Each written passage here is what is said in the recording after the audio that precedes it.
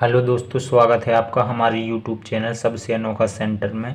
हम लोग प्रश्नावली 9.3 को हल कर रहे थे और इस वीडियो में हम प्रश्न 9 को हल करेंगे। देखिएगा प्रश्न क्या है। समांतर चतुर्भुज ABCD की एक भुजा AB को एक बिंदु P तक बढ़ाया गया है। A से होकर CP के समांतर खींची गई रेखा बढ़ाई गई CB को Q पर मिलती है और फिर समांतर चतुर्भुज PBQR को पूरा किया गया है। दर्शाइए कि एरिया ABCD बराबर एरिया PBQR। ठीक है, तो देखिएगा यहाँ पर जो हमें ABCD चतुर्भुज दिया गया है, ये कैसा चतुर्भुज दिया गया है? एक समांतर चतुर्भुज है। यहाँ पर बोला गया है समांतर चतुर्भुज ABCD, और जो ये हमारा PBQR ये दिया गया है, ये भी हमारा एक समांतर चतुर्भुज है। यहाँ पर देखिएगा समांतर चतुर्भुज PBQR, और यहाँ पर जो हमारी CP है वो किसके समांतर है? वो हमारी AQ के समांतर है। हमसे यहाँ पर देखिएगा बोला गया है कि A से होकर CP के समांतर जो रेखा खींची जाती है, ये वाली AQ, ये हमारी समांतर है। किसके? ये हमारी समांतर खींची जाती है, इसके समांतर A से होकर रेखा खींची जाती है, यानी ये दोनों रेखा हमारी कैसी हैं? समांतर है। ठीक है, तो पहले जो प्रश्न में दिया जा रहा है उसे हम लोग यहाँ पर लिख लेंगे, हेडिंग डाल लेंगे दिया, और दिया में हम लोग लिख लेंगे ABCD तथा PBQR समांतर चतुर्भुज हैं, समांतर चतुर्भुज हैं तथा, और हमसे क्या बोला गया है? जो CP है वो समांतर होगी AQ के, CP समांतर AQ। ठीक है, अब जो सिद्ध करना है उसे भी हम लोग लिख लेंगे, यहाँ पर हेडिंग डाल लेंगे सिद्ध करना, और जो हमें सिद्ध करना है इस हेडिंग के अंदर लिख लेंगे एरिया ABCD बराबर एरिया PBQR, ये हमें सिद्ध करना है। ठीक है, तो इन्हें सिद्ध करने के लिए हमें कुछ रचना करनी पड़ेगी। यहाँ पर हेडिंग डालते हैं रचना, और रचना देखिएगा हम किस प्रकार से करेंगे। हम यहाँ पर A को C से मिला देंगे, यानी कि चतुर्भुज ABCD का एक विकर्ण खींचेंगे। इस प्रकार से हमने A और C को मिला दिया।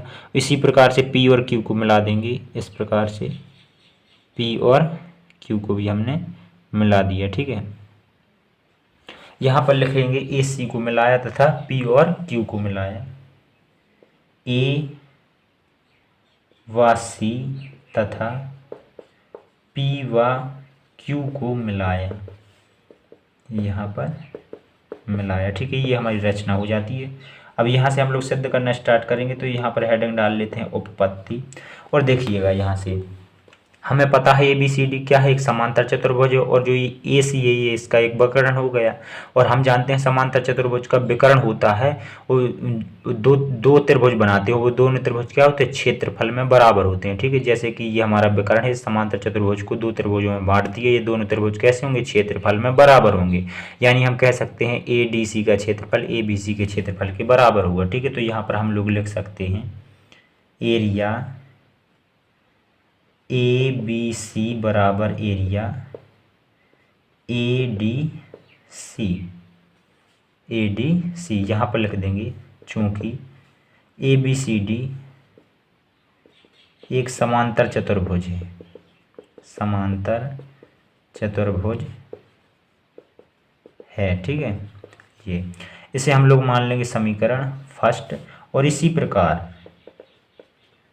प्रकार ये भी एक समांतर चतुर्भुज है PBQR, तो इसका ये विकर्ण है, तो इससे भी दो त्रिभुज बन रहे हैं। ये दोनों त्रिभुज भी क्या होंगे? क्षेत्रफल में बराबर होंगे, यानी PBQ का क्षेत्रफल PRQ के बराबर होगा। तो यहाँ पर हम लोग लिखेंगे एरिया PBQ बराबर एरिया PRQ, इसे मान लेंगे हम लोग समीकरण सेकंड। ठीक है, अब देखिएगा यहाँ पर जो ये हमारी समांतर रेखाएं, समांतर रेखाओं के बीच में दो त्रिभुज बन रहे हैं। एक तो बन रहा है हमारा AQC, और एक बन रहा है हमारा QAP। ठीक है, ये दो त्रिभुज बन रहे हैं। एक तो देखिएगा ये बन रहा है, ये वाला AQC, और एक ये बन रहा है हमारा, कह लें APQ, या कह लें QAP। ठीक है, दो त्रिभुज बन रहे हैं, दोनों त्रिभुज क्या हैं? एक ही समांतर रेखा के बीच में, और यहाँ पर देखिए दोनों के हमारे क्या हैं?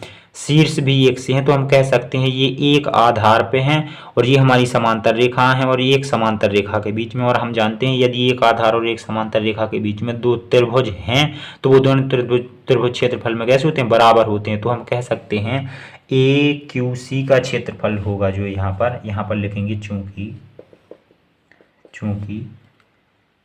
त्रिभुज ए क्यू सी तथा त्रिभुज ए पी क्यू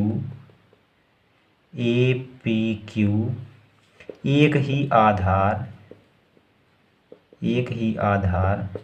ए क्यू तथा एक ही समांतर रेखाओं ए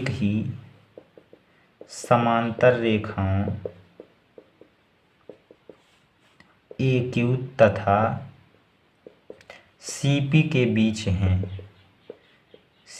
बीच हैं, इसलिए इन दोनों के क्षेत्रफल बराबर होंगे। तो हम लिख सकते हैं इसलिए एरिया ए क्यू सी बराबर होगा एरिया ए पी क्यू। ठीक है, अब देखिएगा इन दोनों के क्षेत्रफल हमने कैसे कर दिए, बराबर कर दिया। अब इन दोनों के क्षेत्रफलों में से हम ये कॉमन चीज घटाएंगे, ए बी क्यू का एरिया घटा देंगे दोनों में से। ठीक है, चूंकि हम बराबर चीज तो दोनों तरफ घटा सकते हैं ना। ठीक है, तो यहाँ पर हम लोग लिखेंगे area A Q C minus area A B Q, इस तरफ घटा दिया। अब इसी प्रकार से इस तरफ भी घटाएंगे, तो एरिया ए पी क्यू और minus area A B Q. ठीक है, इस प्रकार से। अब देखिएगा यहाँ पर ए क्यू सी में से ए बी